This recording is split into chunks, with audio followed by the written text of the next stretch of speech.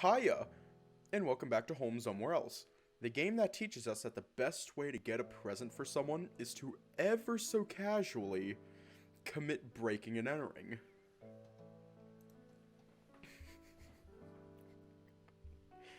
Anyways, let's just hop right in. Before you can take another breath, a massive force rushes into you from behind.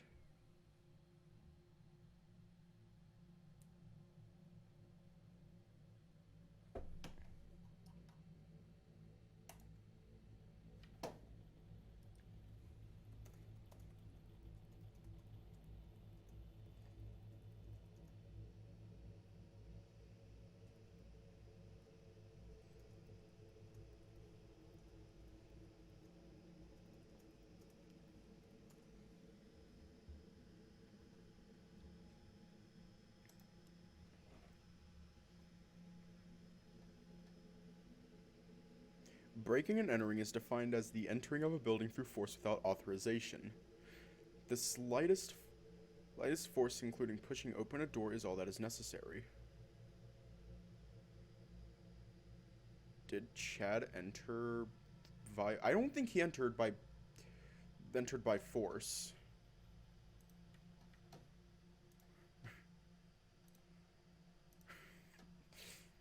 Before you can take another breath, a massive force rushes into you from behind, clamping your mouth shut with a firm grip. The light from your magic hand fizzles into nothing as you try to focus on your attacker. A large body holds you firmly in place. Another hand grabs your arm and twists it behind your back. You try to rip your hand free, but a sharp pain courses through your entire arm as if it's about to snap in half. What? Not this shit again! You can't see a thing, and the only sound you can hear is jagged breathing behind you. Should I move?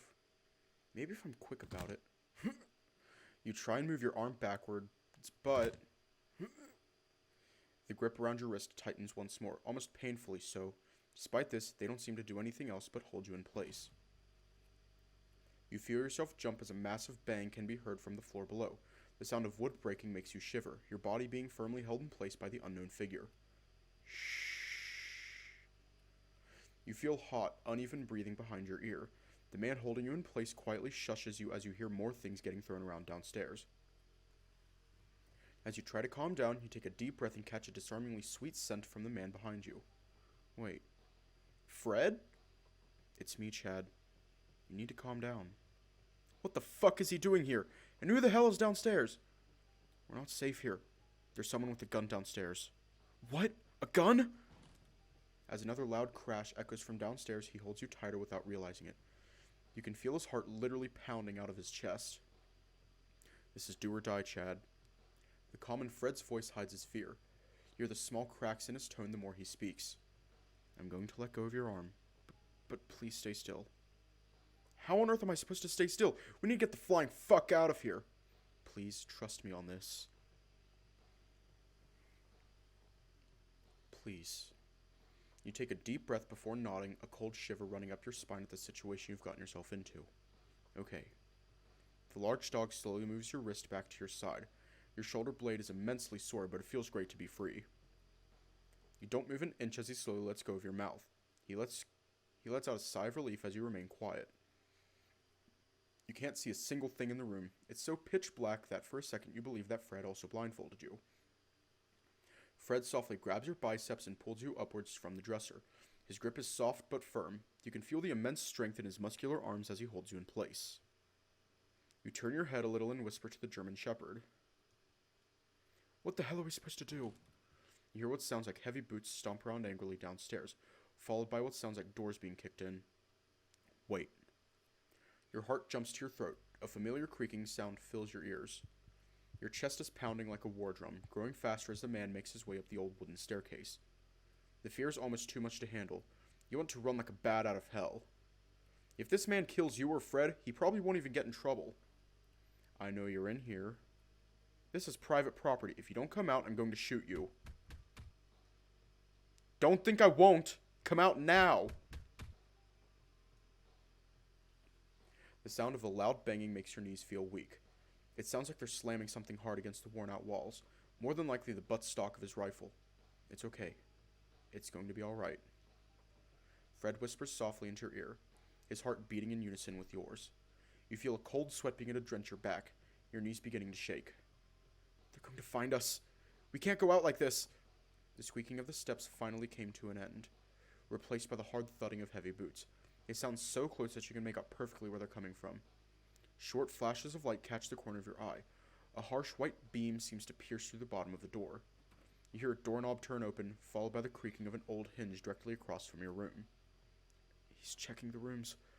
I need to close our door, or something. Any luck finding them? You can hear another voice coming from downstairs. There's two of them? How the hell are we going to get out? Shh. They're nearby. There's only 2 other rooms they could have gone into. They're going to come in if we don't close the door. Even if we can't leave, it'll at least buy us some time. A startling realization hits you as you hear the door close from the other side of the hallway. There isn't a door anymore. I destroyed the door.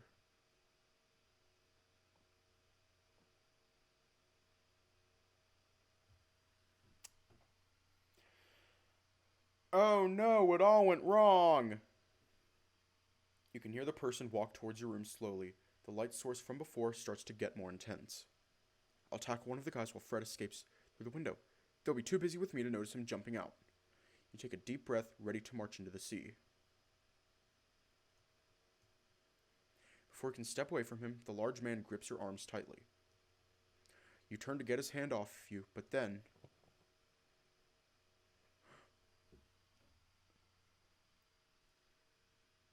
Fred hugs you. He holds your head against his chest, his warm fur rubbing against your face. You feel a hand press against your upper back while another is placed lower down on your spine. Fred? No. I've lost you one too many times, Chad. I can't lose you again. You need to trust me, please. Fred's words pierce your soul. You're the only one who can hear his words. Your heart sinks as you hear the men in the other room. The loud thudding ceases outside your door. Silence echoes throughout the house. The light seeps dimly from under the door. Your heart is about to give out as the fear claws deeper into your chest. Fred hugs you even tighter. You hear what sounds like soft metal being fiddled and yanked repeatedly. Are they in there? No, this door's locked. Locked? Your eyes open to see white coming from the bottom of your bedroom door. How the fuck? Well, who has the key? Just some dickhead who lives in town. You can hear the loud boots make their way down the hallway, moving on to the room next to yours. Soon it becomes quiet again, but Fred continues to hug you nonetheless. You hug him back, feeling some small form of relief. God damn it! What is it? Did you find something? Nope, just a broken window. I hate to say this, but you were right. That weird creature must have been here. Spooky. Shouldn't you be glad there's nothing in there? I was hoping I could shoot us up something for dinner. I don't care what you shoot. I'm too old for your cooking. Don't worry, I would have given some to the previous owner next time he comes around. The bastard doesn't even live here anymore, but he's still a pain in my ass. You hear the voices walk towards the staircase. He even made me put a lock on this fucking room. A loud bump makes you jolt up, the man banging the door with all his might. Fred notices it and holds you even tighter. Christ, Bill, if you keep banging your gun like that, it's going to go off. Also, why did you even tell him? Tell who what? Why did you have to tell the previous owner someone broke in? The pair begin to sound distant as they make their way down the stairs. I don't know, man. Us soldiers gotta stick together. I've known him for decades, and the only time I've seen him sad is when he's here. Anyways, let's grab something to eat before our show starts. The voices seem to completely vanish as they reach the bottom of the steps. You feel your heart finally begin to slow down again. In the ice-cold room, Fred's embrace warms you to your soul. It's almost too good to be true. Seems like they're gone. But we need to stay quiet. Let's get out while we still can. The German Shepherd lets go before stepping away from you. Fred slowly walks to the door in the darkness. A low rumbling comes from his side of the room. It only lasts a couple seconds before the door slowly swings open. You feel a hand reach for your shoulder in the darkness, holding on to you once more. Follow behind me, okay? You hear the sound of clothes ruffling before dim light radiates from Fred's hands. You look down to see his smartphone. I'm so fucking stupid. Phones can do that now?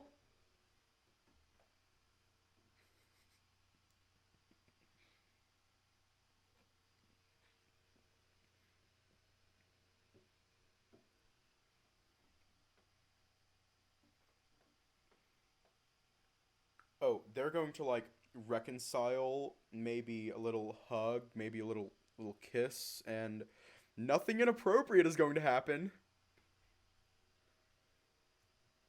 I absolutely forgot about my phone. I could have used it to light my way instead of that weird hand. What if Fred saw it? Fred waves a small device around the room and walks towards the bedroom door. You follow close behind as you both exit your old room, making sure not to trip on anything along the way. The two of you go down the steps as quietly as possible, the light from the phone making the trip a lot quicker than before. Upon reaching the ground floor, you look around to see an alternative way out of the house. Hey Fred, can you point your light towards the kitchen behind us? The German Shepherd nods and turns around with his phone.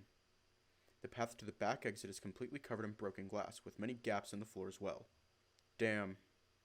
I was hoping we could go out the back door. You both go to face the house's main entrance. The men from earlier didn't even fully shut the door. Before you both are ready to exit your old house, Fred puts his phone away and takes a deep breath. He slowly opens the old door and beckons you outside.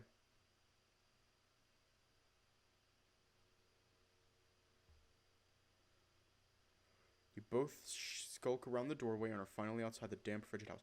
Remember when Chad missed his boss's many calls? Oh god, is he going to get a phone call? A cool breeze fills your lungs. It's a refreshing welcome considering the claustrophobia and fear you experienced inside. Fred nudges your shoulder. You turn to him and see that he has a finger in front of his mouth. The German Shepherd then points to the road ahead. You see two figures not very far ahead of you. They're close enough to barely make out what they're saying. They're both holding flashlights, with one of them holding a long rifle by his side. The two men seem to be walking at a pretty sluggish pace, with one of them even being hunched over holding his back. Fred motions to a dark but clear entrance into the tree line. The trip there worries you now that the clouds are no longer covering the full moon. The lights make their path clear as day. The German Shepherd takes the lead as you both stalk your way through the knee-high grass.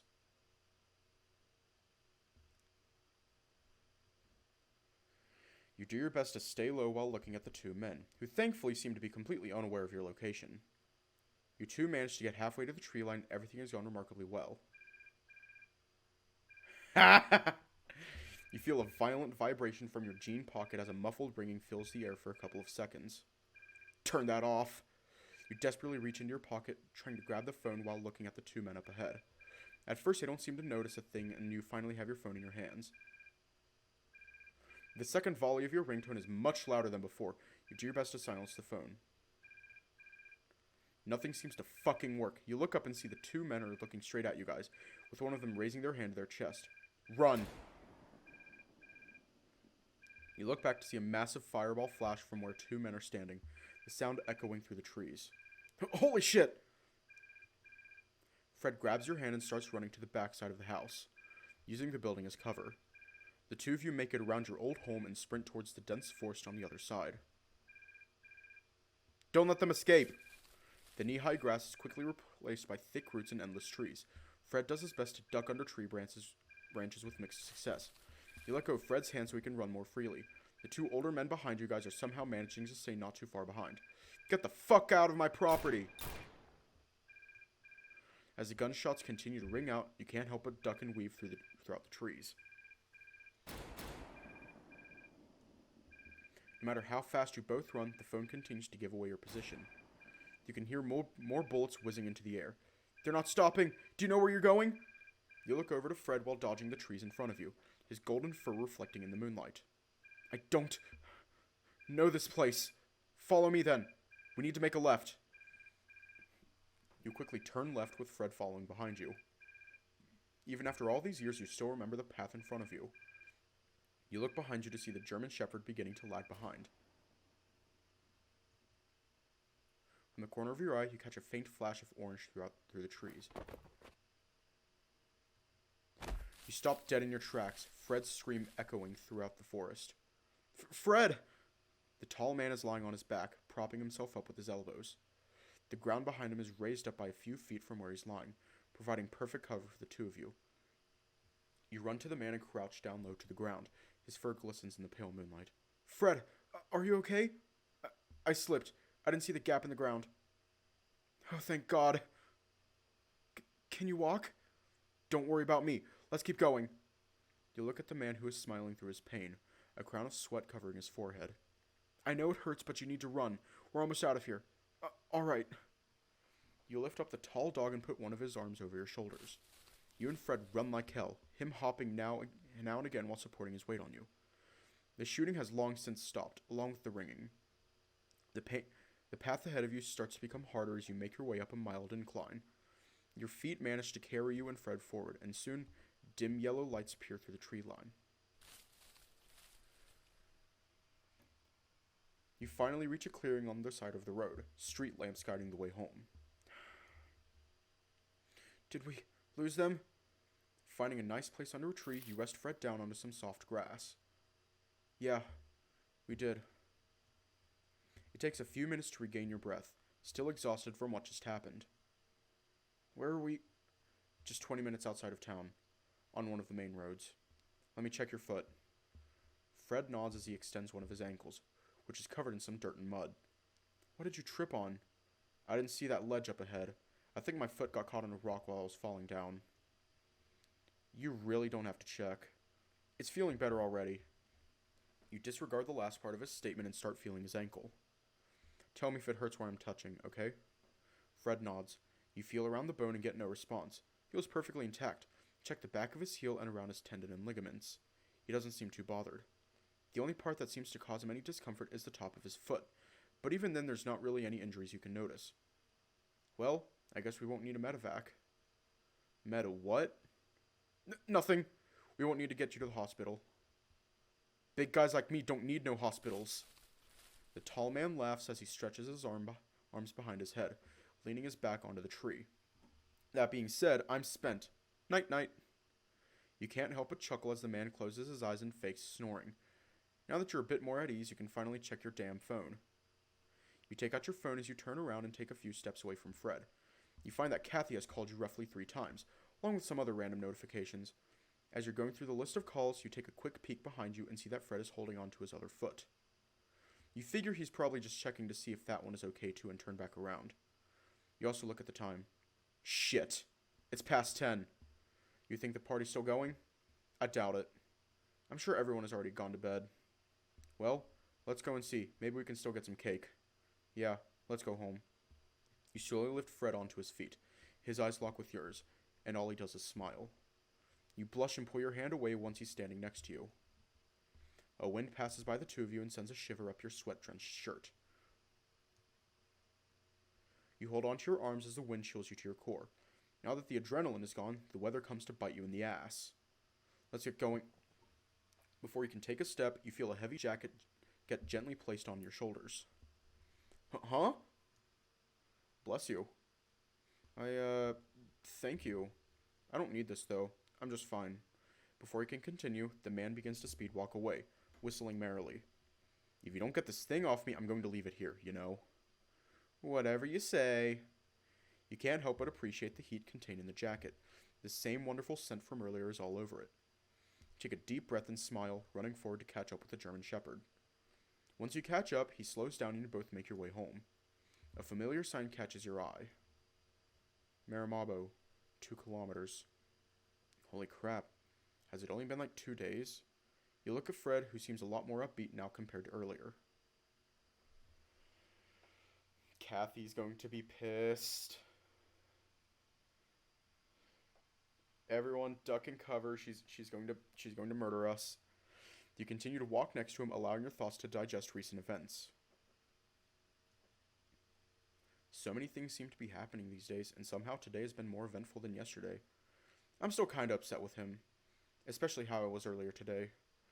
But having him next to me feels like the old times again. So I can't really complain. But how the fuck did he lock that door? And did he see my weird magic hand? Should I just ask him? What are the chances he forgot or just didn't see it? Doubtful. With my luck, probably not. Also, him tackling me earlier scared the shit out of me. Could he have just snuck up on me? If it wasn't for him, though, I'd be fucking dead. And that hug was really nice. His hugs are just as good as they used to be back in the good old times. Ugh. There's one question I really need to ask him, but it can wait for now. I kind of just want to enjoy the walk. You've been trying to slow down for Fred to keep up, but he seems to be walking just fine. The two of you leisurely stroll through many familiar sights, many of which take on a new life in the darkness of night. After 30 relaxing minutes, you make it in front of Kathy's house. You feel around your pockets as you stop at the door, searching around for your old console and all the game cartridges. Jackpot! It's still tucked deep within your side pockets and all the games are accounted for. You can't help but let out a relieved sigh. You almost want to celebrate being back at your new home with a gift, but maybe that'd be too embarrassing in front of Fred. So, is this the place? Yep, this is it. While Fred seems distracted looking over the house, you put his jacket back on his shoulders coyly. The man smirks before slipping his arms through the sleeves. The tall man takes the lead and goes on to the first step. So, should we go in? Before Fred can knock on the door, you place your hand on his shoulder. He turns around to face you. Hey, Fred looks at you while tilting his head. Thank you, I guess. You're welcome, Chad. I said I'll always be there for you. You feel slightly taken aback by the last part. I know, but why did you go in for me? I said I'd be back, didn't I? Why did you risk yourself for me? We almost got killed. You could have gotten actually hurt. We're lucky your foot is okay. We can talk about this later. Fred raises his hand to knock on the red door. Hey! You reach and grab his wrist with the same strength you'd used for Thony. Fred stares at your hand before looking away in silence. Answer me! The man stays quiet before looking into your eyes. Because I still... You both turn to face the door as you hear the knob turn. You let go of Fred's wrist. The man quickly puts his hand behind his head and smiles nervously. The door opens to reveal a tired and confused Kathy. Chad? Fred? What are you guys doing out here? Get inside! It's freezing! Before either of you can answer, she puts her index finger to her lips and beckons you inside. The two of you enter through the door silently. You enter the living room and are uneasy about what you find. The table is littered with intact party favors, each seat with its own birthday hat. Balloons scatter the wooden floor and hang limply from the ceiling. Most of them are partially deflated. Trays sit in the center filled with Kathy's stellar cookies and other snacks. There are roughly a dozen paper plates, all filled with fun-sized candy and plastic utensils. The crowning jewel in the lifeless room is a large, carefully decorated birthday cake, complete with 10 burned-out candles. Why is everything still in place? We were just waiting for you guys. Did no one else? Yes. Kathy hangs her head low, seemingly defeated. You're so used to being met by her jovial smile, you almost can't bear to see her like this. You come in close to give her a hug. The small cat accepts it feebly. As you're hugging her, she leans in close to your ear. I don't think I've ever seen Thony so heartbroken. He didn't even cry. He just sat there. A broken sigh echoed from Kathy. You hold her tighter in your arms. He just waited for someone to show up. When it got too late for his friends to come, he waited for you. He said it didn't matter as long as you came. But soon enough, he gave up on that too. I called you to see if you were still coming, but he went to bed without saying a word. I'm so sorry, Kathy. You have nothing to be sorry about, sweetie. They used to come every year. Months ago, a bunch of the moms said they were excited for what I had in store. Where are they now? Kathy pulls away from the hug and looks away from you, standing there in silence. I'm not mad because no one showed up. I'm sad because of Thony. He's the reason I put in so much work. Birthdays were something I never got to enjoy when I was younger. I could barely afford a cake, much less throw a party. I know it seems so trivial, but little things like birthdays stick with you, and I don't want Thony to go through that. Kathy lifts her head in hope as she looks at you, tears brimming in her eyes. But you are here, Chad, and that's all that Thony wanted today. The worn-out mother wipes her eyes, turning to Fred with a soft smile. Thank you for coming as well, Fred, and thank you for keeping Chad company. No problem, ma'am. Fred gives her a gentlemanly nod. She seems to approve of his manners. I'm not sure how long you're going to be staying, but it's pretty late already. You're more than welcome to stay the night with us. That'd be... Fred looks at the comparatively short woman, who seems to be regaining her sense of joy. That'd be wonderful. Thank you, Kathy. Fred can't help but look shy as the woman pats his shoulder playfully. Kathy is way too nice to us. So where's Thony? He's in his room. He got really sleepy after waiting. Normally it'd be past his bedtime, but considering it's his special day, we can stay up late. Hey Chad, can you get Thony, please? I'm sure he'll be more than happy to see you. Sure, excuse me. Before you can enter the hallway, Kathy gives you a soft pat on the back before heading into the kitchen.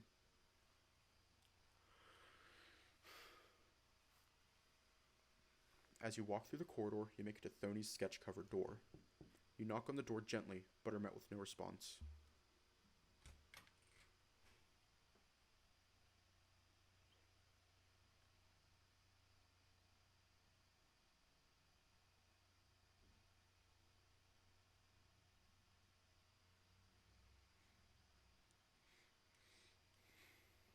You turn the knob and slowly open the bedroom door. It's dark and you can hear muffled sobbing.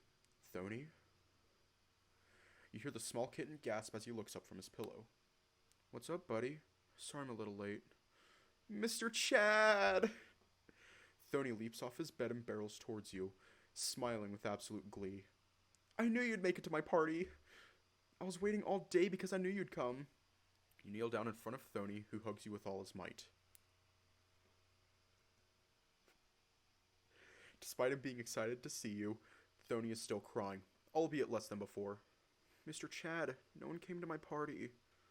His small voice is abnormally timid and guarded. I waited for so long, but no one came. No one wanted to celebrate with me. Hey, little buddy. I'm here now, okay? Thony nods as you place a hand on his small shoulder. That being said, let's get ready to party. The small kitten looks at you with glistening eyes. You wipe away some of his tears with your thumb. Your mom said we can stay up and celebrate. Really? Hell yeah, little man. The cake is still good, so let's get some. Yes! Before you can say another word, Thony bolts out of the room with giddy excitement. You stand up and leave the room smiling. You enter the now lit up living room, being greeted by a happy gaze from Fred. Thank you, Mom. You're the bestest. You see Thony hugging a now more upbeat Kathy, who has a smile on her face once more. And you're the sweetest.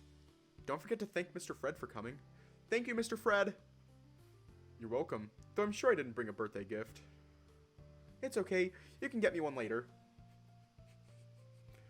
Thony takes a step back from Kathy and raises his voice slightly, facing you and Fred proudly. Alrighty, now that we're all here, we're all missing one very important thing. Ladies and gentlemen, I request you all to get in line, please. Kathy chuckles and takes a knee, motioning you both to do the same. You and Fred follow her lead and kneel down, lining up next to each other.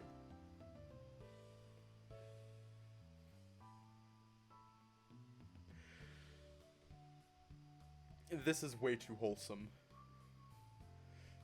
Thony runs to 3 chairs and grabs party hats from each one of them. You're the first to receive your birthday hat. You lower your head and accept the party favor. He enthusiastically places the small hat on top of your head and slips the rubber band under your muzzle. The cheap elastic kinda itches at first, but with a little adjustment, the hat feels alright.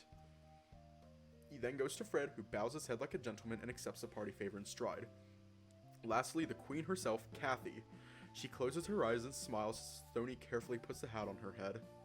Before Thony can pull his hands away, Kathy grabs one and gives it a kiss as if he was a prince. Mom!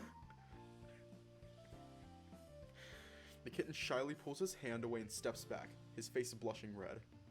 I love you, sweetheart. I love you too, Mom. Alright, everyone take a seat.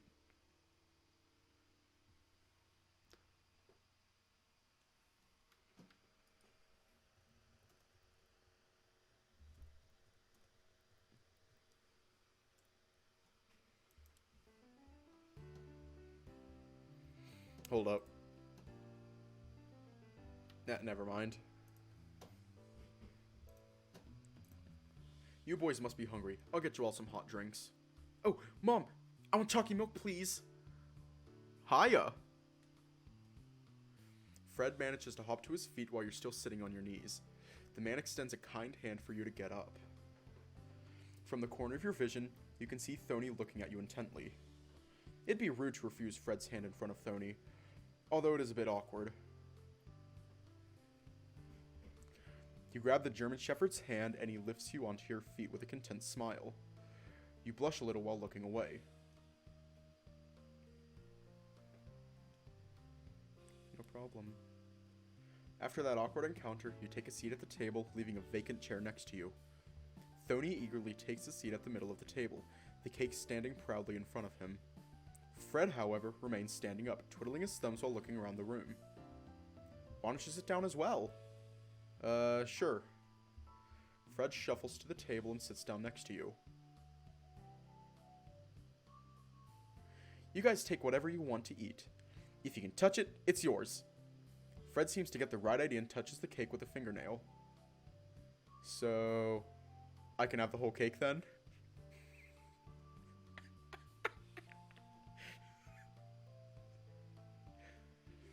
Thony gives Fred a cold stare. The man can't help but chuckle as he takes his finger away from the silky smooth icing.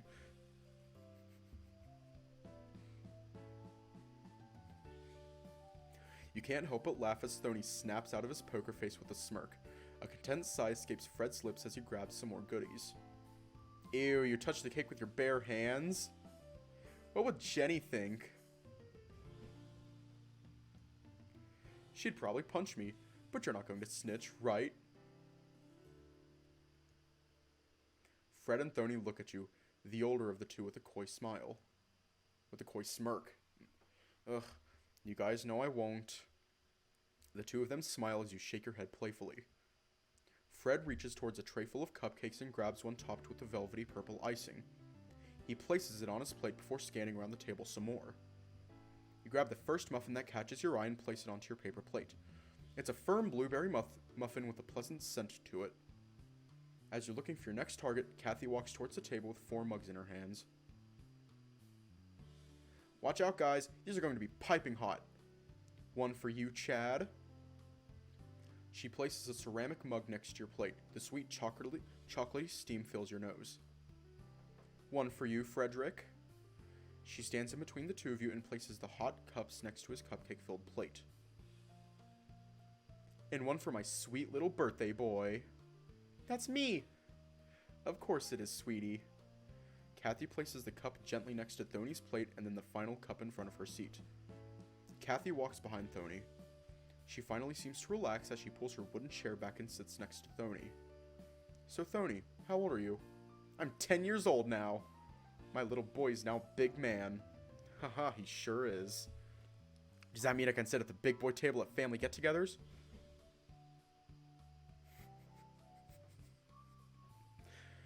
Thony shoots a hopeful look at Kathy, who seems to be hesitant about the idea.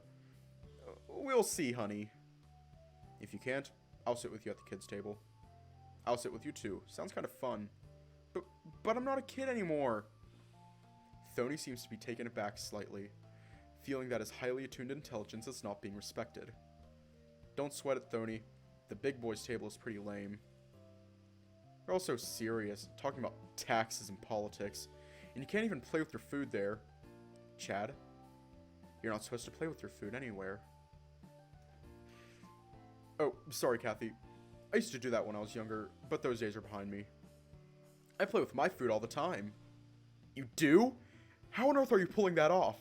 I haven't seen you play with your food in a while. 'Cause I'm a ninja. The small kitten does some air chops and jutsu hand signs, coupled with fwash sounds and piercing glares to you and Fred. Ferocious. You perform flawlessly. Fred speaks with his mouth full, seemingly impressed by Thony's performance. Fred turns to you excitedly, placing a hand on your shoulder. Yo, we used to practice those hand signs all the time. The two of you freeze up as you can see pieces of cake inside Fred's mouth, Kathy watching silently. Fred, don't speak with your mouth full of food. Thank you, Kathy. Fred quickly grabs his glass of chocolate milk and takes a deep gulp. He places the cup down and looks at Kathy. Sorry, won't happen again. Kathy's motherly powers reign supreme, even on Fred. All hail Kathy. You and Thony can't help but chuckle as Fred scratches the back of his head in embarrassment. The small cat seems glad for once he's not the one getting scolded. You can't help but smile at Fred. The fact that he remembers such a small detail such as the hand signs you guys used to do feels nice. I think it's about time we take these off. Kathy stands up and looms over the cake. She plucks the burnt out candles from atop the cake, reaching into her pocket and grabbing some unused ones. She places them on top of the cake in a circle and grabs a lighter from the same pocket. Chad, can you turn off the lights, please? Sure, I got it. You push your chair back and walk towards the light switches. You flick them off and are greeted by the warm glow of Kathy's lighter. The room grows brighter with each candle lit. Soon, the brightly decorated cake is lit up in all its glory. Alright, everyone. 1, 2, 3. Happy birthday to you. Happy birthday to you. Happy birthday, dear Thony, Anthony. Happy birthday to you. Bravo. The three of you start clapping as Thony looks around in awe. Yay, bravo. Congrats, little buddy. The sight of everyone cheering makes the small kitten giddy with glee, his cheeks turning red as he closes his eyes. Yay! Thank you so much.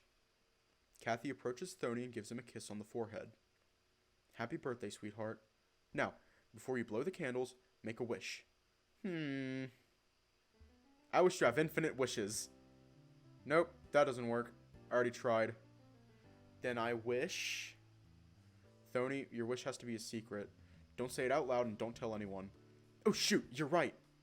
Alright then. Thony then closes his eyes and wraps his hands. The three of you stand quietly, contemplating what he might be thinking of. Alright. The kitten blows out all his candles with a joyous smile on his face. The room plunges into darkness as the light from the candles are extinguished. The room erupts into clapping as you make your way to the switches. Yay! The satisfying smell of smoke fills your nose as you turn on the lights. Gray wisps float away from the birthday candles. I love you, sweetheart. Happy birthday. I love you too, Mom. Thony hugs Kathy tightly as she returns his affection with a loving kiss on the forehead. You boys have fun, okay? I'll take care of cleaning up. Does anyone want some cake? Me. Me too. Me, please. Give me your plates, please. As Kathy begins to slice into lovingly crafted cake, you, Fred, and Thony eagerly hold your plates in anticipation. As per the rules of the universe, the birthday boy got the first slice, followed by you and Fred. There's a ton of cake left, so please help yourselves if you boys want more. Okay, Mom. Let's go to the living room. Thony and Fred get out of their seats and head to the living room, and Kathy's staying behind. Before you follow the other two, you lean towards Kathy and whisper, Thank you so much, Kathy. I haven't been to a birthday this nice in years. The mama cat smiles warmly. The party is only as good as the people attending it. Thank you for being here, sweetheart. Now go have fun. You sure? I can help pick up some plates. Kathy is not pleased by your resistance, shooting you a motherly glare. I'll be going now. Thanks, Kathy. Kathy smiles back at you as she begins to pick up the extra unused plates. You smile back and walk towards the fireplace. The birthday boy sits on a 2-person seat in the middle of the room, and you take a seat on a 3-person couch directly in front of him. Like clockwork, Fred sits next to you after standing awkwardly by Thony. You nestle into the couch, the familiar heat from the fireplace enveloping you in a loving warmth. I have some video games ready, but it's kind of late, so let's play a board game instead. Nice, I love board games. I still have a ton from when I was younger. We used to play them all the time when we were kids. Those were the days. Fred seems to instinctively look your way, a warm smile on his face. We? Fred's smile seems to waver, looking away a little as if he thinks he said too much. You can't help but feel bad. You can make him depressed without even trying, it seems. What's the point in hiding it? They probably know we've known each other for a while anyways. He means me and him. Fred looks back at you, seemingly a little confused by your sudden openness. We used to play a ton of board games forever ago. It was pretty fun. Maybe you can bring some next time you come over. Thony would fit right into our old game nights. You playfully elbow Fred's shoulder with a smirk on your face. Thony seems enthused, although Fred seems a tad confused. Really? Would you do that, Mr. Fred? Yeah. You make a good point. Thony's eyes glisten in the warm glow in the fireplace, seemingly hyped up at the prospect. Yeah, I can do that. Awesome. I can't wait. You can see an almost wave of relief wash over the German Shepherd. You notice his tail wagging behind him as his smile returns even brighter than before. Mom! Thony yells in the kitchen's direction. Yes, Thony? Can we invite Mr. Fred again sometime? He's going to bring some board games so we can play together. Sure thing, honey. Yes! Thony does a victory pose. Right now, all we've got is oligopoly. Ah, the Marxist nightmare. Anyone want to play? If no one plays, I win by default. Sure, I'll join, little buddy. You may think I'm a pretty chill guy, but when it comes to board games, I'm an uncaged animal. You better watch out. I can confirm this. Fred giggles as his fork sinks in once more into the soft cake. You think you're so tough? I've been baptized in fire from all the times I've played against my mom. It's you who needs to watch out.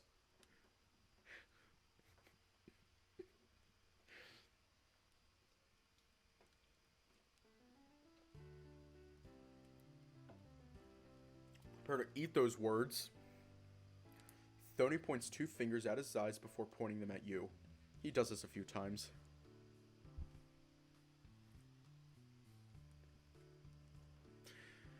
You flash a toothy grin before shoveling in a mouthful of cake.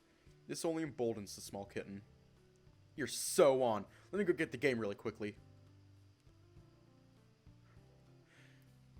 Thony is fucking amazing. Hold it, Thony. You call out to Thony with your maw jam-packed with food.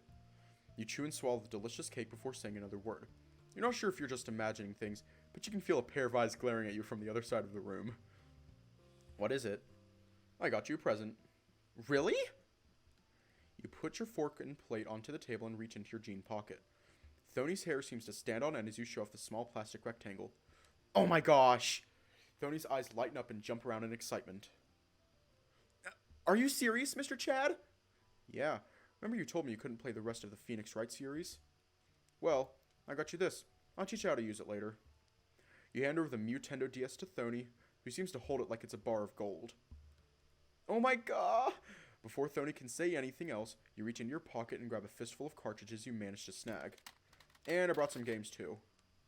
Oh my god! Honey, lower it down, please. The neighbors are trying to sleep.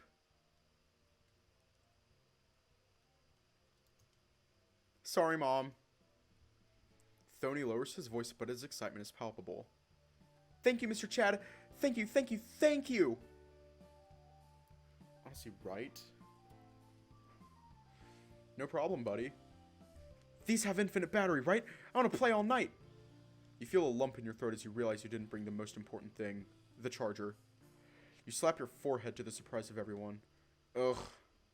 I forgot the charger. Hiya!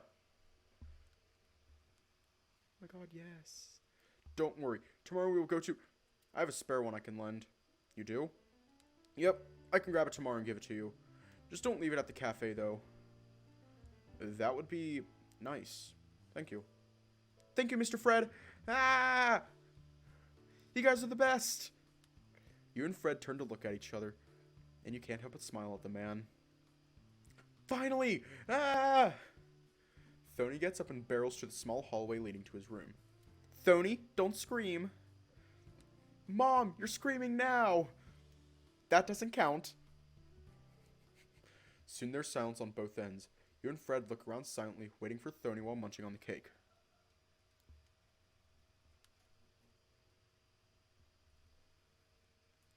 Yes. So. You look once more at the German Shepherd, swallowing the sweet cake in the process. Where did you get that? You relax a little and clear your throat. Some more milk wouldn't be bad right now. The Nintendo DS? Yeah. Oh, I got it from my old place earlier. What? Did you really go there just for that? I have like 3 at my house, you know.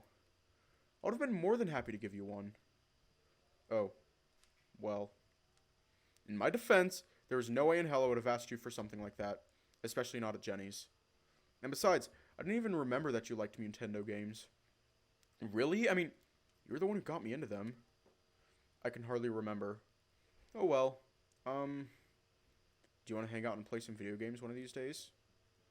I'm not sure if I'm fully willing to be around him, much less go to his place.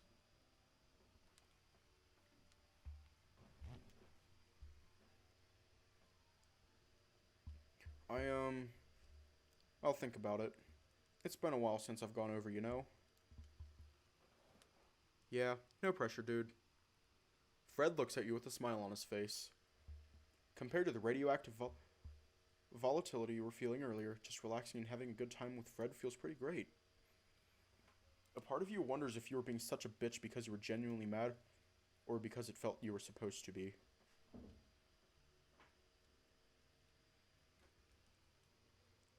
The two of you continue eating. You can feel Fred moving a little closer to you on the couch. You don't mind. Soon your plate is empty, and Fred is scraping what little icing he can off the plate. Although you'd like to get more goodies, a part of you doesn't want to get off the couch. Fred seems to have the same idea. His crusade to get closer to you continues without your resistance. Your ears perk up at the sound of small paws running down the hallway. Thony finally returns to the living room, running to the coffee table and placing a wide cardboard box on top of it. Alright, I'm ready. I call dibs on the car.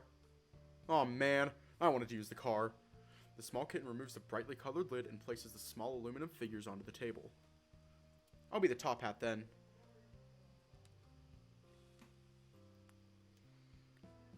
Yes. You look over the pieces, wondering what piece to use while Fred grabs the car. Psst, I was just kidding about the dibs. I know you like playing the car as much as I do. Yeah, I read the, thing, and, turns out yeah, I was doing it wrong.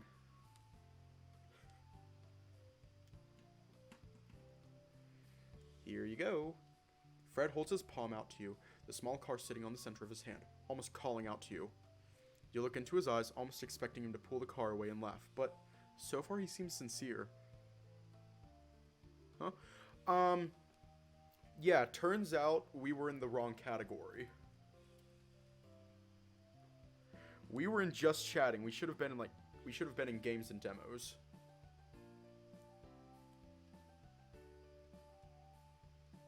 You slowly move over to grab the piece, then Thony snatches the car from Fred. The two of you look mildly shocked. Hold it! Mr. Chad, you just went on some speech about how competitive you are, but you accept help from your enemy without hesitation? There's no honor in that! You and Fred look at one another, mildly confused. Now that I think about it, that does seem too easy. Yeah, you are right. You must fight for the car. You too, Mr. Fred. You must duel in rock, paper, scissors. Like real men.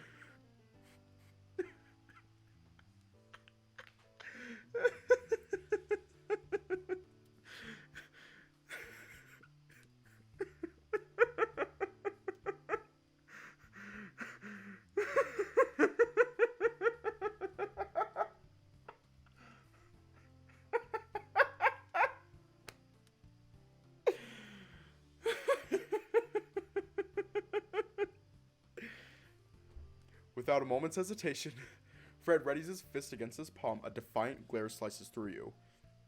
You rise to the occasion, your sharp grin on full display as you ready yourself. So, one shot, one kill? That's the only real way to play. You're on. The two of you look into each other's eyes. Friends turned foes, all in the name of material gain. Rock, paper, scissors, shoot! You throw it on a closed fist and are stunned to find that Fred did the same. Again! I won't go down so easily. Rock, paper, scissors, shoot! You send out a set of scissors, and Fred does the same. Another tie? A bead of sweat forms on your brow. Fred seems calm and collected. His scissors cut into yours. The man laughs in a taunting manner. You look at Fred with a smirk, who seems to be really enjoying himself. Mr. Chad, are you going to let Mr. Fred disrespect you like that? As if. I won't lose to the likes of him. You point a proud finger at Fred. The dog scoffs. Oh? You're approaching me? Your eyes flare with a hint of red. I can't beat you otherwise. Now. Rock. Paper. Scissors. Shoot! You close your eyes and throw out an open hand. The room is silent as you peek at Fred's hand. It's firmly closed. Paper beats rock. Yes! You enclose Fred's hand with yours playfully, shaking it in the air vicariously. Damn. Good game. Fred just looks at you with a smile on his face while you celebrate. It takes you a few seconds to realize you're holding onto Fred's hand. You let go and look away with mild embarrassment. Here you go, Mr. Chad. You've earned it. Thony hands over the small metal car, a trophy of your mighty victory. Alright, so. Thony lets out a small yawn as he places the board game onto the table. You two know the rules, right? Yup, I'm ready to play. Me too. Alright, let's get to it. The kitten places the cash tray next to him. He's decided to be the banker for this game.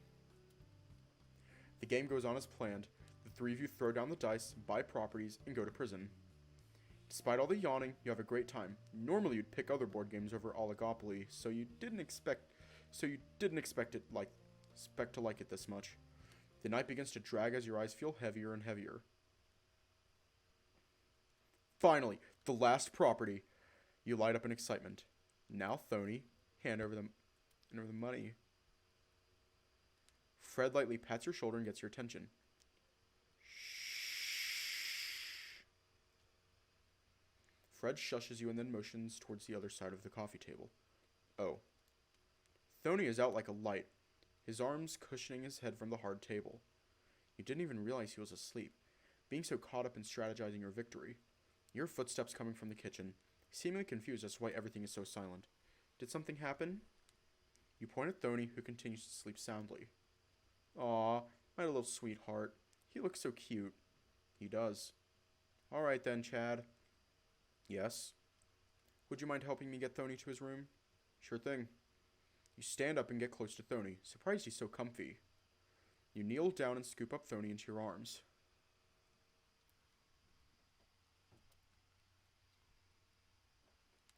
Hold on. Let me check something real quick.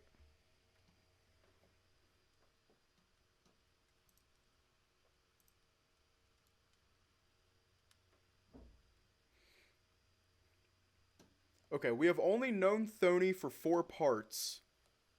But, technically, 4.5 hours. 5.5 hours. But if anything were to happen to him, I would...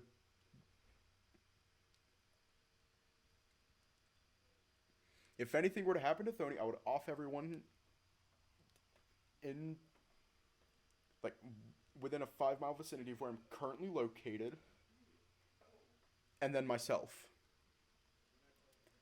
You kneel down and scoop up Thony into your arms. He's not very heavy, but he's pretty long to say the least.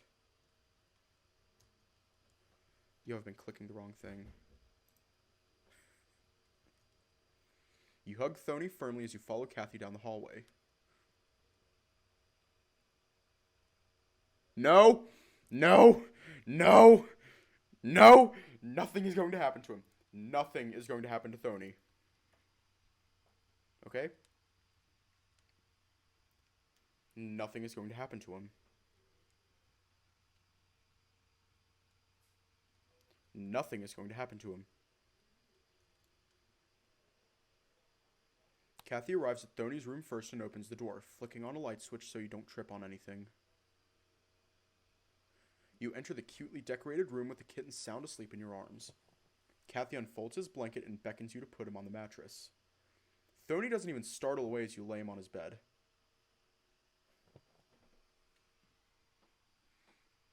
Kathy then gently wraps him up and gives him a goodnight kiss.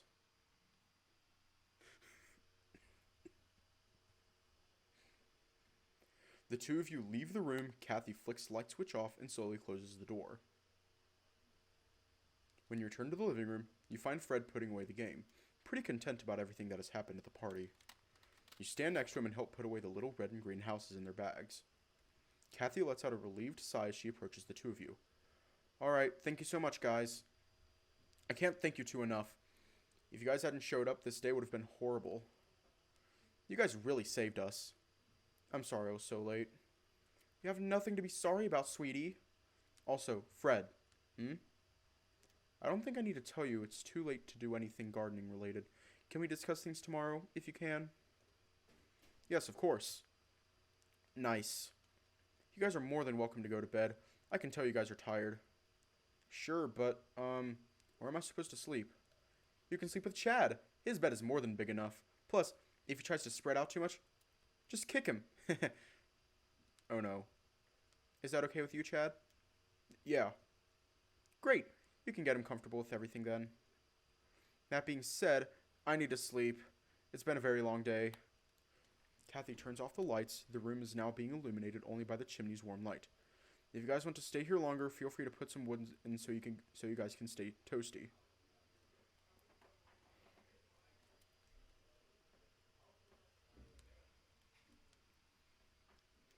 Okay, let's just... Is this going to be a situation where it's like two bros sleeping in the same bed, 5 feet apart because they're not gay? Other than that, if you need anything, just knock on my door, okay? Thank you boys so much. You're very welcome, Kathy. Good night. Good night. Thank you for everything. Kathy leaves the living room with a smile on her face and enters her room. The two of you are left in the living room, completely silent for a few seconds. I'm supposed to sleep with him? In the same bed? How long has it been since we slept in the same... How long has it been since we slept in the same bed?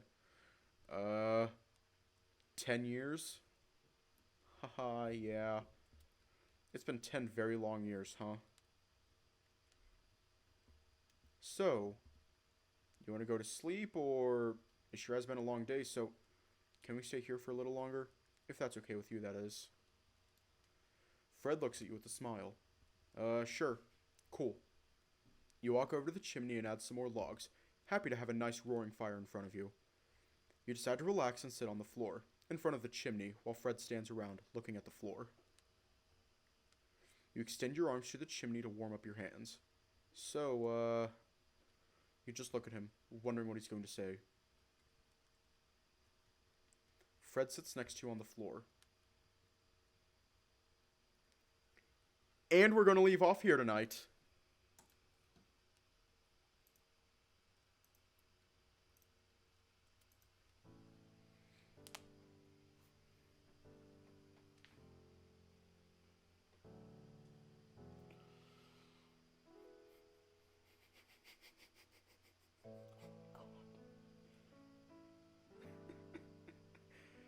We gotta have a cliffhanger. We have to.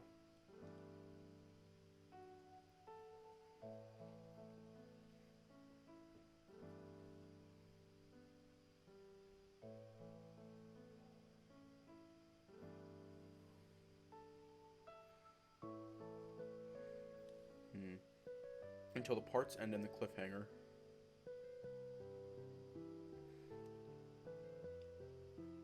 Okay, since, like, people are upset...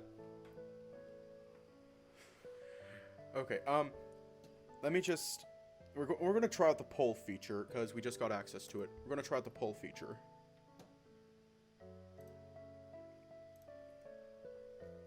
Okay, should we keep going? Yes or no?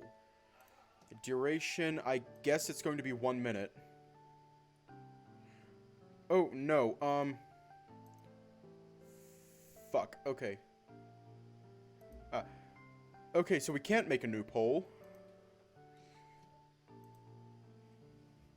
Okay, should we keep going or just leave off here?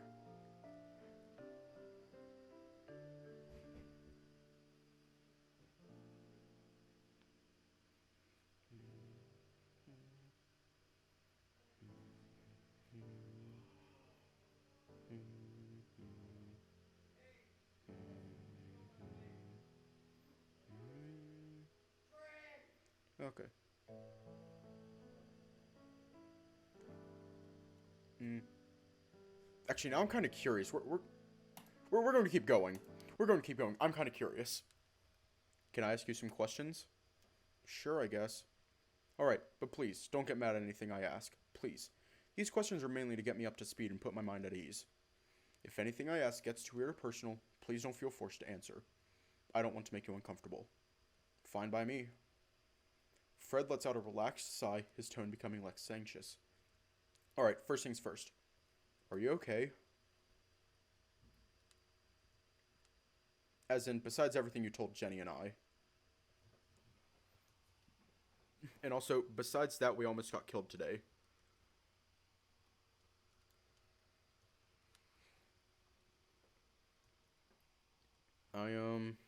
I'm surviving, I guess. Not going to lie, I think God hates me, especially considering my whole life almost got destroyed. But these past few days have been pretty good, actually. Maybe he sent Thony and Kathy to balance things out. I've been staying with them for 2 days now, but it feels like so much longer. If it wasn't for them, I have no idea where I'd be right now. I owe them so much. Going back to the question, I'd say things have been 50-50. It was terrible for the past few months, but Jenny and them have been making things easier. Have been making things better. I see. You know you can count on me for anything, right? You stand up off the hardwood floor feeling sufficiently toasty. Before you say anything else, you make your way to the leather couch you were sitting on earlier.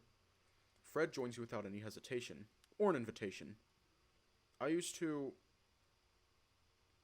Fred seems to look down a bit at that comment. Sinking into the cushion a little, he doubles down. Chad, you'll always be able to count on me for anything. No matter what happens, I'll be there for you.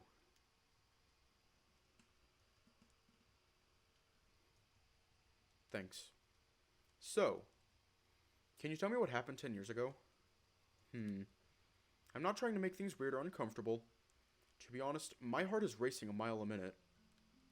But I saw you die, Chad. I lost you. Right in front of my eyes. Fred's voice is unbearably shaky, cracking and splintering more with each syllable. I was so useless. No matter how much I begged. No matter how much I prayed. I could do nothing. I was so close. My hand was only a few fucking inches away. And Fred seems to be choking on air, his tears running down his face. And I just couldn't save you. I didn't know this was still affecting him so much. Has he been harboring these memories for this long? All these years, and it still hurts him so badly. The man continues to wipe away his tears, but to no avail. They keep coming in droves. He tries to regain his composure, but he's still uneasy. It looks like he's remembering the worst day of his life. I'm sorry. Please don't pay any attention to me. It's just, all that matters to me is that you're okay. You're here, and Fred presses the back of his hands against his eyes. You're unsure if he is trying to stop his tears or hide them. And that's the only thing I've wanted all these years. Just to see you again. You feel a piercing, all-consuming guilt ravage your soul. I can't believe he still even cares about me. All this time, this has been eating him alive. Even after all these years, and the first thing I did when I saw him was punch him. And belittle him. My own friend. You cover your face in shame, heartbroken by your actions. You've never felt so fragmented about your decisions. You could have been nice to him, caring even.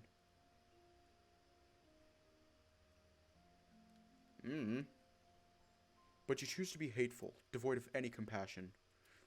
God, I'm the worst. I thought I was a decent person, but now I'm not even sure. I'm sorry for crying. I'm sorry for interrupting you. You continue to hide your face in shame. Don't be sorry. Please. He meant every word, didn't he? I know he's hurting, but the past still haunts me. I still can't get over what happened, and I don't even know if it's worth being mad about it anymore. Cilio broke everyone.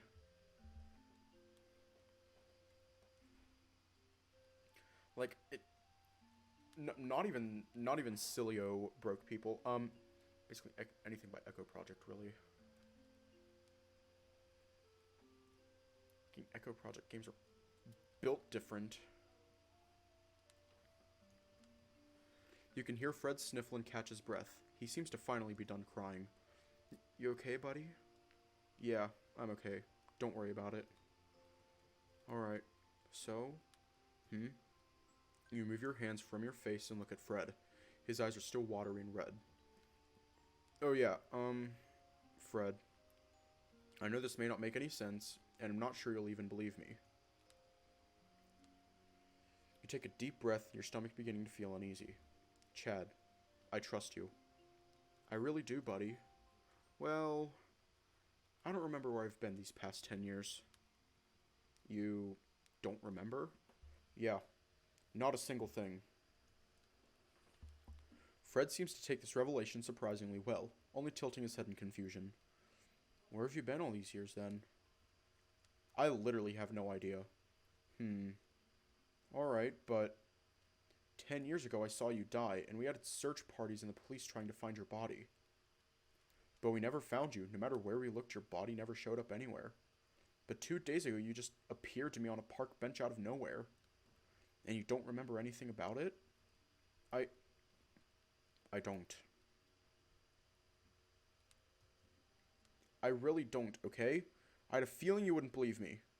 No, I do. I really do. Do you actually? Of course. It's just a lot to wrap my head around. Were you in a coma or something? That seems more than likely, but that raises more questions than it answers. Well, what do you remember then? Do you really want to know? Of course I do.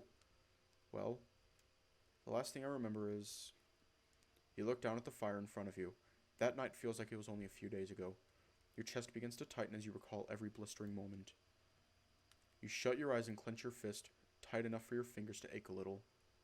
You remember that night, the last time we saw each other? Every second, Fred, like the back of my hand.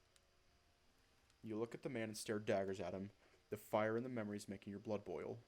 Fred knows he's in hot water, fully aware that the mere mention of that night makes you seethe with rage.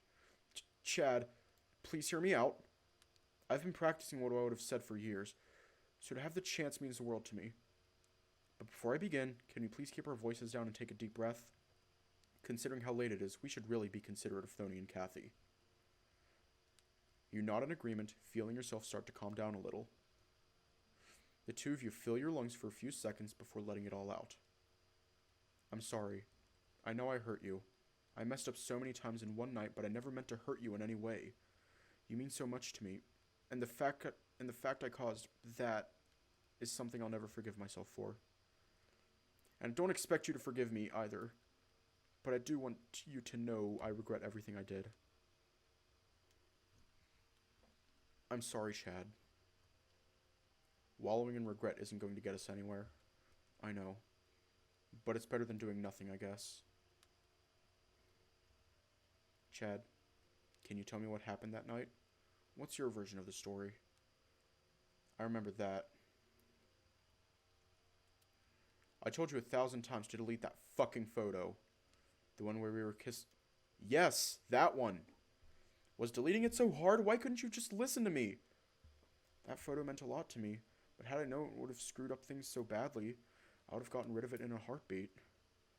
I'm sorry I didn't listen to you, Chad. But what happened exactly? That. A better question would be, what do you remember? Not much, but that day was chaotic to say the least. 1 second we were at the graduation ceremony, then the party, then a few hours later, you were dead. The party was a mess. That's when everyone went down, I think. I was too drunk to remember anything during the party, but the main thing I remember is walking you back to your house, saying goodnight, and then heading back to the party to pick up my stuff. I noticed that you had forgotten your lucky jacket, so I walked back to return it to you. Right as I was about to knock, I ran past you. Yeah. You ran right through me, and you were screaming some pretty hurtful things to me. I had no idea what had happened, and to be honest, I still don't. I was so worried about you that I just followed you even though you told me not to. I was horrified as to why you were going up the mountain, So I kept going. And then... Why don't you listen to a single thing I tell you? If you wouldn't have followed me, you wouldn't have fallen. I know. Do you remember that night when you kept telling me to show that pic to my dad? You kept saying, it's going to be okay. I'm sure he'll understand and accept you. All night long. Yeah. I told you he was homophobic. I told you he would be furious. I told you he'd kick my ass or worse. And yet, you still sent it to him. You don't have to be a genius to figure out what happened next. But it was even worse than what I would have thought. Chad. I'm sorry, Chad, for everything that has happened. I'm truly, truly sorry for the situation I put you through. I trusted you. If I knew it would have been like that, I would have never done that. I would have listened to you from the start. Yeah, you should have. I literally lost 10 years of my life because of you. I'm never going to get that time back. That's why I was so angry at you. I have absolutely no idea what happened then or where I've been these past 10 years. But I didn't deserve to have gone through that. Or deserve to go through what's happening right now in my life because of what you did to me. Fred stops dead in his tracks, looking broken as he stares at the wooden floor beneath him.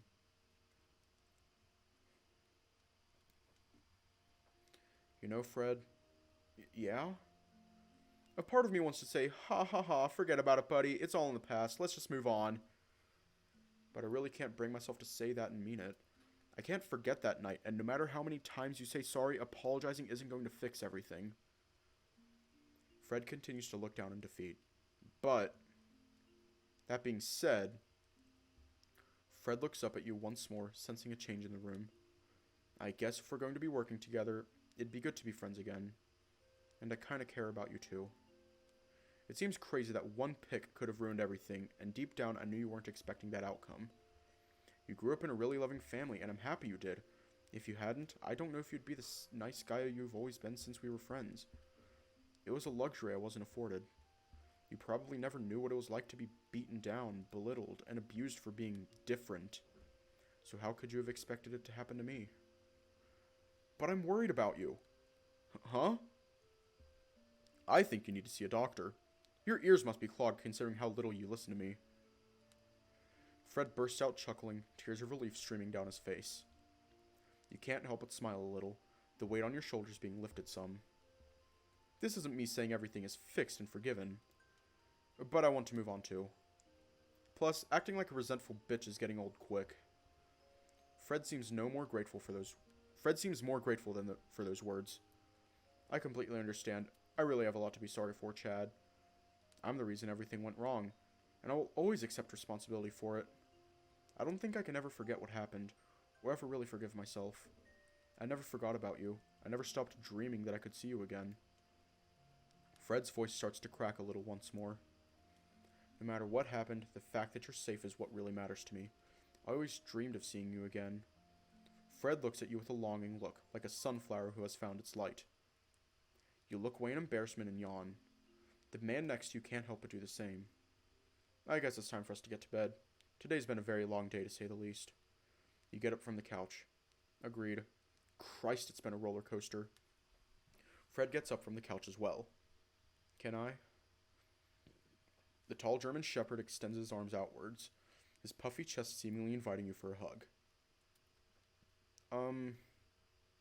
Don't get too smoozy because of our chat. You already got one today. Fred lifts his arms higher and grabs one of his wrists in a dramatic fashion. One of what? I was just stretching. Hehe, you sure were. The two of you smile. You shake your head as Fred faces the fireplace. Should we just leave those there? Fred motions to the still burning fireplace, the wood beginning to die down ever so slightly. I guess?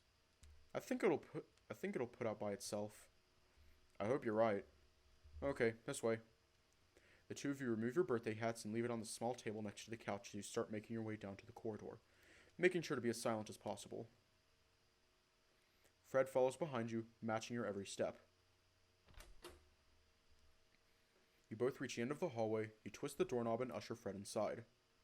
You enter into the room and flick the light switch, closing the door behind you. So, welcome to the guest room.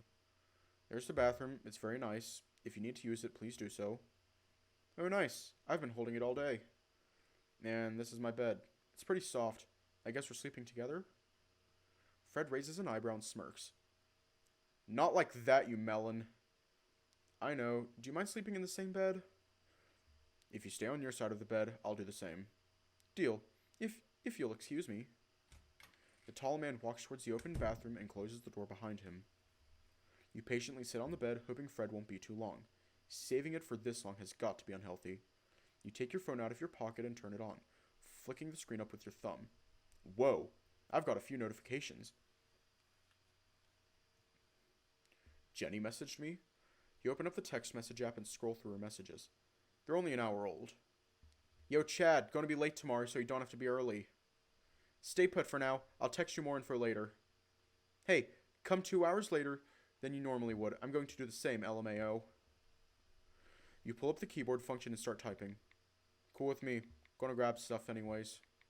Before you can turn off your phone, you see a green circle appear next to Jenny's face. Is Jenny online? Yo, Chad, you awake this late? Is everything going good? My boys have a good time?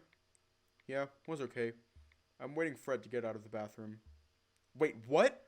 Fred's still there this late? Yeah, he's in my bedroom. Jenny, get your mind out of the fucking gutter. Jenny sends a flood of eggplant emoji.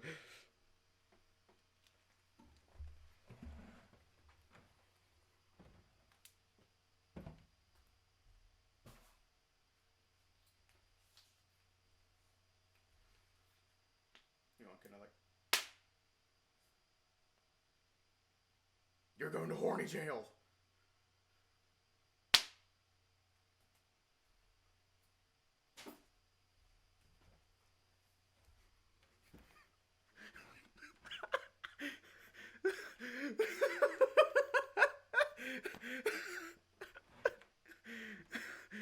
Okay, this right here. Have you seen that one part of Gravity Falls?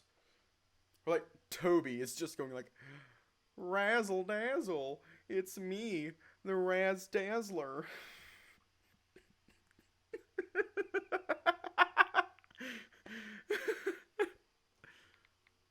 Why are you sending me vegetables?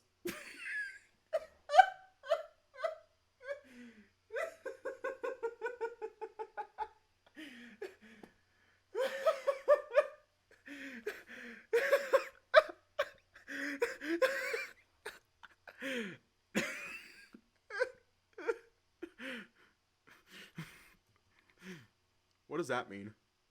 It's a keyboard smash. Are you new to texting? Yes, how do I do that?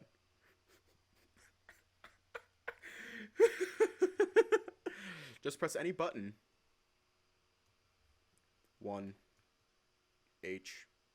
It's not working. Oh my god. We need to have a talk.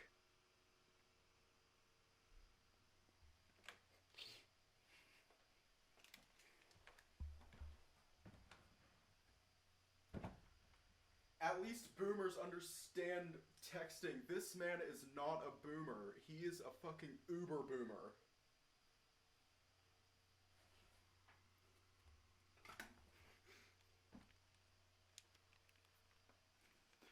Aren't we talking now? Anyhow. Why is he in your bedroom? Kathy and Fred were supposed to do some gardening business, but we came home late, so she let him stay the night instead of walking home in the dark. Ooh, a sleepover. Oh no. What? Not really. Are you guys going to wear matching PJs and tell ghost stories? How about doing each other's nails? Can I come over, please? Every sleepover needs booze.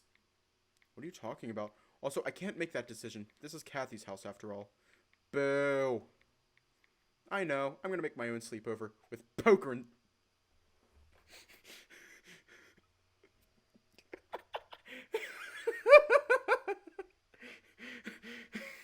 I fucking love the Futurama reference.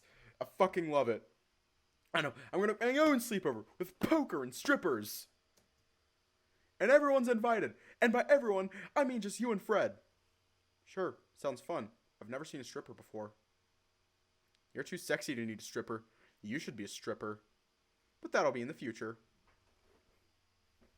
I wonder what that could possibly mean. Before you can text her back, you hear the doorknob for the bathroom turn. Alright, Jenny, time for bed. See you tomorrow.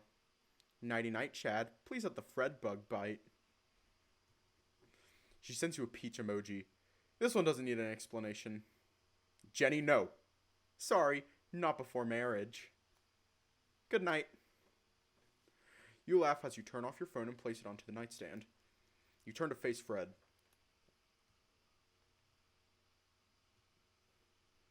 Alright, it's bedtime.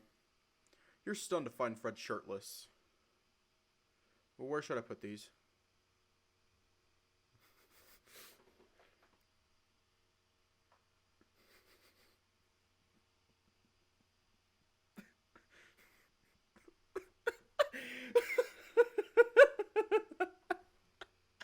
It doesn't even register. Where should I put these? You can't find the words to respond for a few seconds. You can't help but ogle at his toned physique and his juicy pecs. You bask in his masculine glow, looking up from his massive pecs down to his toned abdomen. You catch yourself arriving at the end of his V-shaped pelvis. You look away in embarrassment.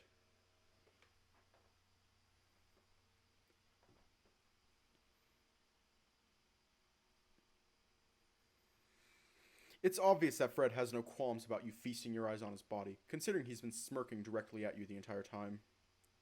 When did you get those? Get what? My mommy milkers? My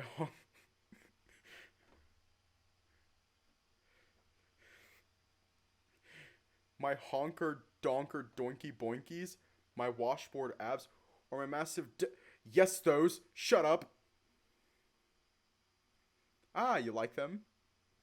Fred flexes his muscular arms and tightens his chest. Shoulders swell and his abdomen is on full display. Hang on, what's all the terms? Like, I know there's like a bunch of terms for it.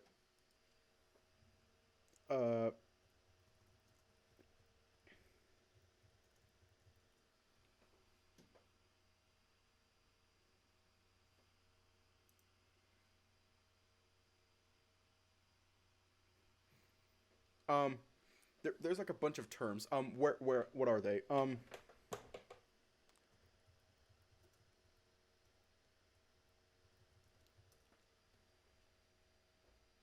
Hang on. There was like a thing somewhere that had a whole list of them, and I can't find it. I'll find them later.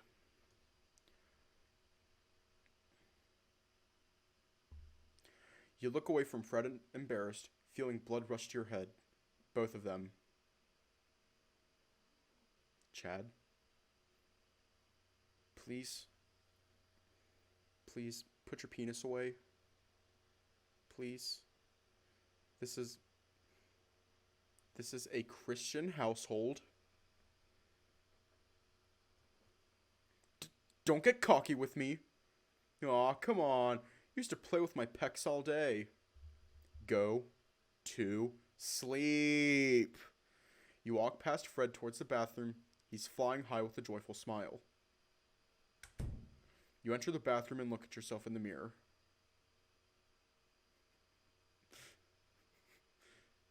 You're as red as an apple.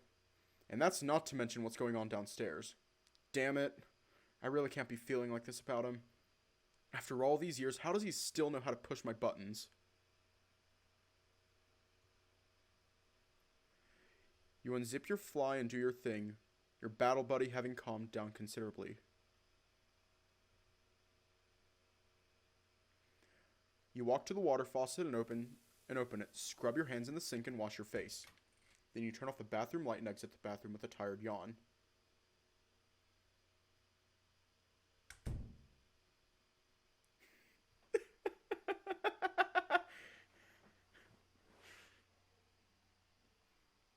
You close the bathroom door behind you and find Fred putting his clothing on top of a shelf. Without hesitation, the man removes his pants and folds them up. You can't help but look at his thighs. How many times are we going to eye fuck this poor man, Chad? Is this going to be a trend? Hashtag I fuck Fred. Hashtag I fuck Fred.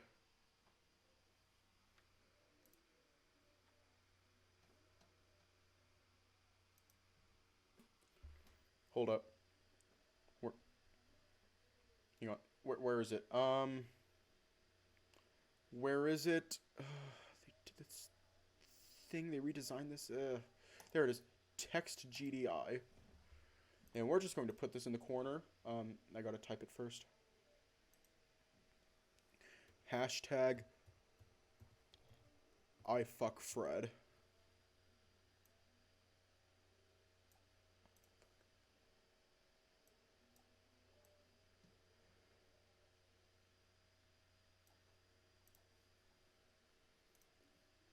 Let's make it trending.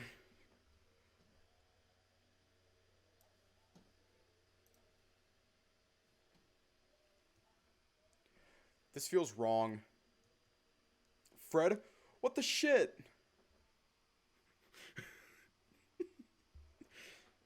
What?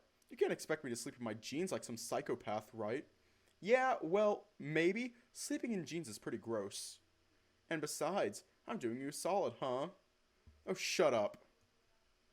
You expectedly look away in embarrassment. Fred chuckles as he moseys on over to his side of the bed. He covers himself with the sheets and grabs his phone from the nightstand. He unlocks it and starts clacking away, more than likely replying to some messages. You sit on the bed and let out a deep breath, the bed almost seducing you just to lay back and pass out. With your back turned to Fred, you nervously start undressing despite Fred's presence. You unzip your pants and slip them off, hoping Fred doesn't catch a look. Fred quietly giggles. You turn to see he's still typing away while looking at his phone. You throw your shirt old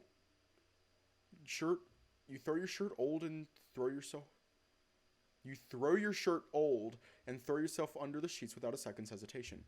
Whoa, when did you get so bulky? I really don't know. Hold up. Hold on a minute. Hold on a goddamn minute.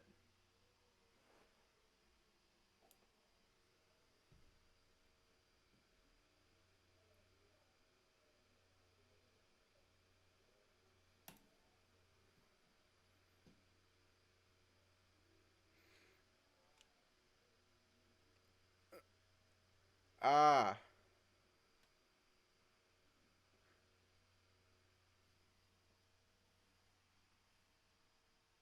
Hold on a goddamn minute.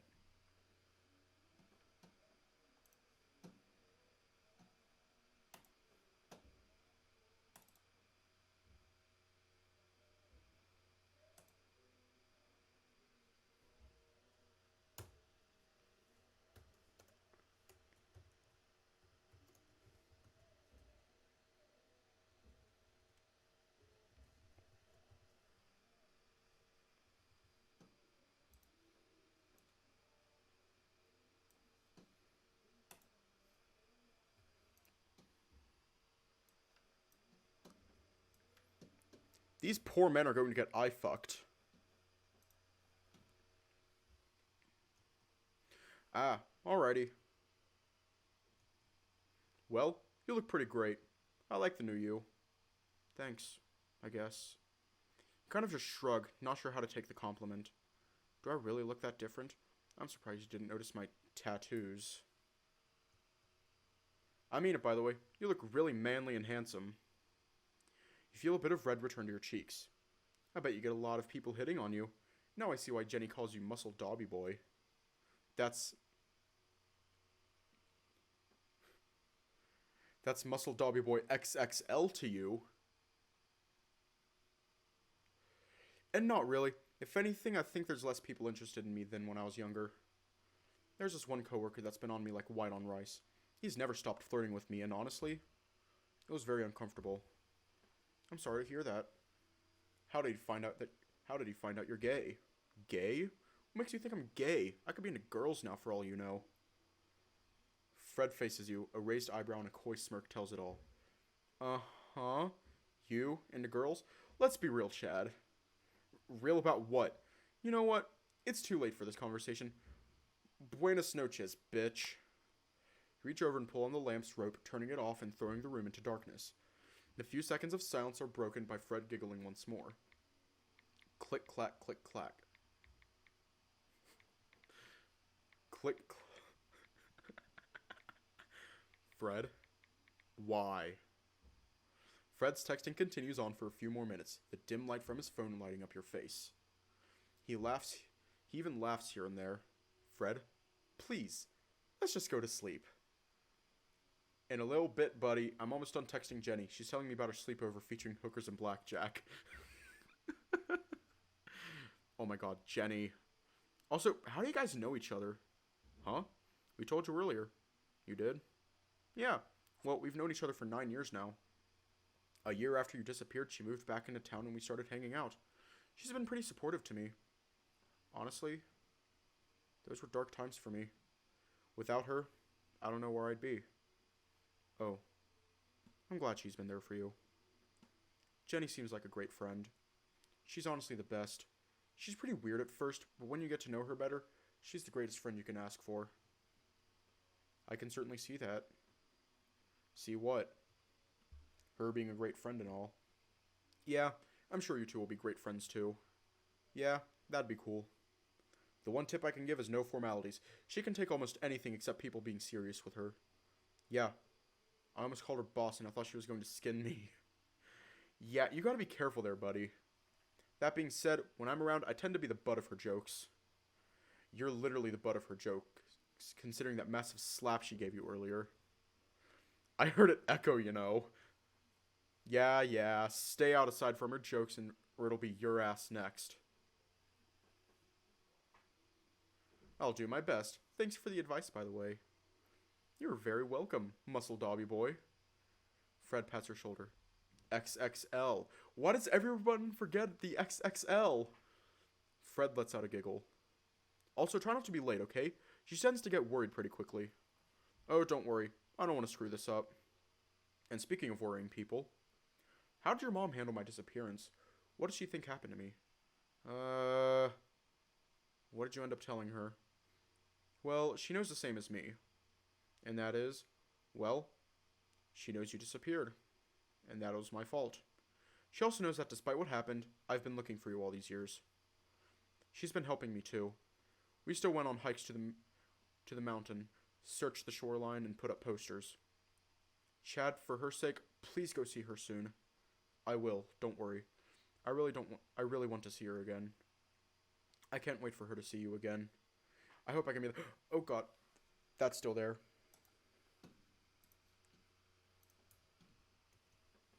Thank you so much, Chad. You're welcome. Would you want to meet together? Yes, please. Just the thought of seeing her happy makes you smile. The feeling of Fred's tail hitting your leg tells you he's feeling the same. I remember how much she would smile when Fred and I would walk through her door after class. She was always so loving and welcoming. The more you think of the old days, the more your heart begins to ache. Feel a small tear begin to form in the corner of your eye. It's time to sleep. Agreed. I'll stop pestering you. Good night, Chad. Good night, Fred. Hey. Thank you for giving me a second chance. I won't let you down again. We'll see, okay? Alright. Night-night, buddy. Sleep well. Fred turns to face the ceiling and puts his hands behind his head.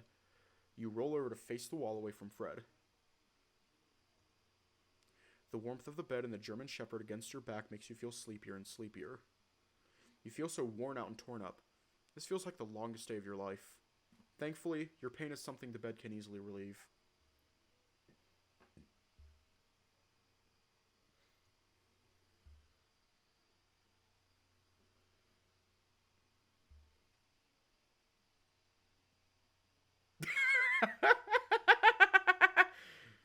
Okay, we're definitely leaving off here tonight.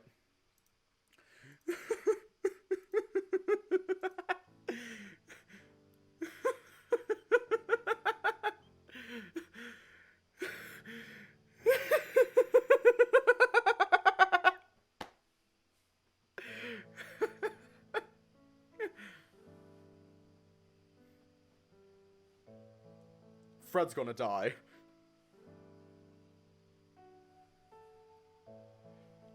Fred's gonna die.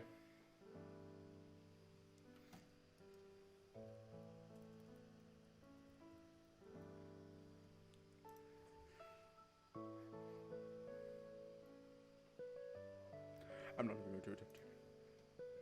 It's so sad. He's gonna die.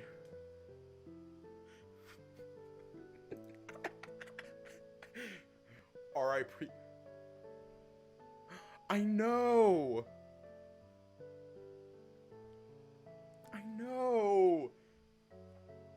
It's so great. It's so great.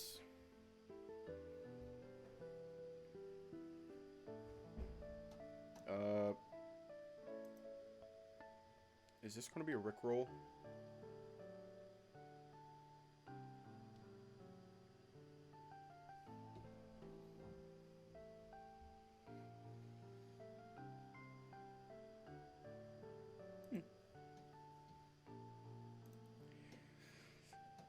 Anyways, not much else can be said, so stay safe, have a good night, and I will see you all tomorrow.